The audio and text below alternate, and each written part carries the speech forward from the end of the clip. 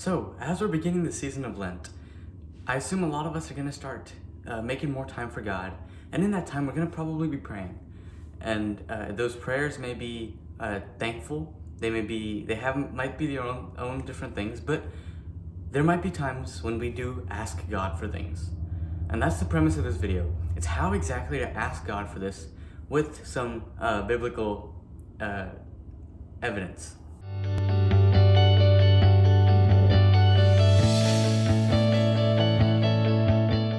So to begin, I want to make it clear, God is not a vending machine.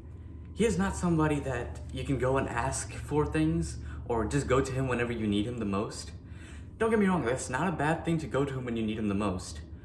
But the key is that we continue going back to him even after that time where we need him, or where we need him the most has gone, because frankly we do need him at all times. And he wants good. He wants what's best for us. He loves us so much. He wants what's best for us. However, sometimes what's best for us isn't always the thing that we think is best for us.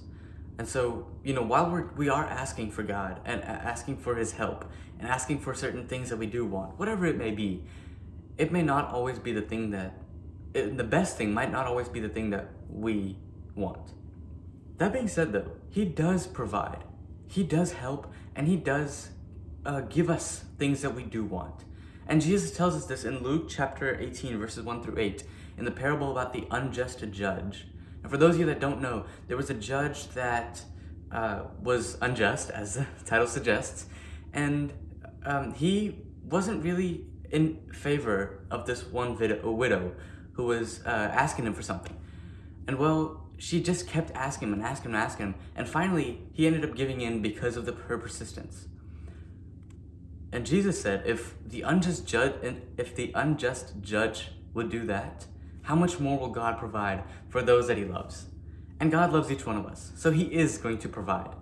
What I just mentioned before doesn't necessarily mean that God is not going to provide for anybody, or if your will doesn't align with his, or if your good things don't align with his good things, he's definitely not going to provide it. Our God loves us, and he's gonna give us stuff that we want to. A lot of times what he wants is what we want as well, just saying.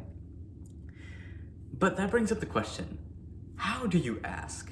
Like how do you go about asking? And what's the best way of doing so? Now there's no one way to do this. There's a lot of different ways, and I'm sure some of y'all might have already asked God and prayed. I'm sure almost every one of us has probably asked God for something in our lives. But it hit me not that long ago when I was praying the rosary, and we were in the luminous mysteries. The second luminous mystery is the wedding at Cana. And what hit me then is Mother Mary, the mother of God, asked Jesus for something.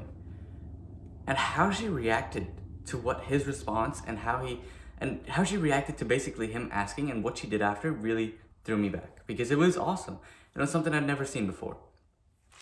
So her basic steps were, she asked Jesus, hey Jesus, we're at this wedding and the wine is running out, and Jewish weddings typically lasted like 7 to 8 days. So if you run out of wine, you're kind of in a tough spot, because you got to feed the guests. So she asks him. Then what was interesting is she doesn't wait for her response or anything, because Jesus responds, it's not my time yet, right? But she still just goes ahead and tells the servants to listen to Jesus. So she doesn't, take his answer for a no per se. She persists. So she asks, and then she acts on what she asked for. That was really phenomenal when I saw that. And whenever we do ask for things, it's important that we also act in a way that it is going to be granted to us. Another example is the 10 lepers that Jesus healed. Now, Jesus healed many lepers, but the 10 stick out to me because whenever they had come and asked him to heal them and forgive them, and he did, but they hadn't been cleansed yet. And so they were on their way back, and then the Samaritan comes back and thanks God. I believe it's a Samaritan. But he comes back and thanks God and thanks Jesus for it. And that, Jesus then says, why is just the one come to thank me when all 10 have been healed?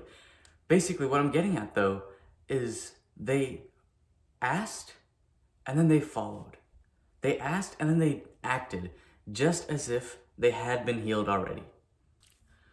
So my point being, when you ask for something, especially when you ask God for something, the next step, instead of just sitting there and waiting, is to act as if you already have it. One example in my life is college. I'd like to go to college, and the finances aspect of it is kind of tough. But one way I've incorporated that acting is I'm going out and actively looking for scholarships as if I'm already accepted and I'm already gonna go to college. I'm actively meeting people and talking to people on social media, on, iMessages and stuff, as if I'm actually gonna be there. And so that's something that I've started incorporating in my own life. I'd like to know what you guys have done too.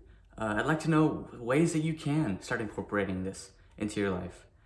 And if there's anything you need me to pray for, please mention it down in the comments. I'd be more than happy to. One last thing, I've been doing rosary Zoom calls, and they start at 7:30 CST or CDT.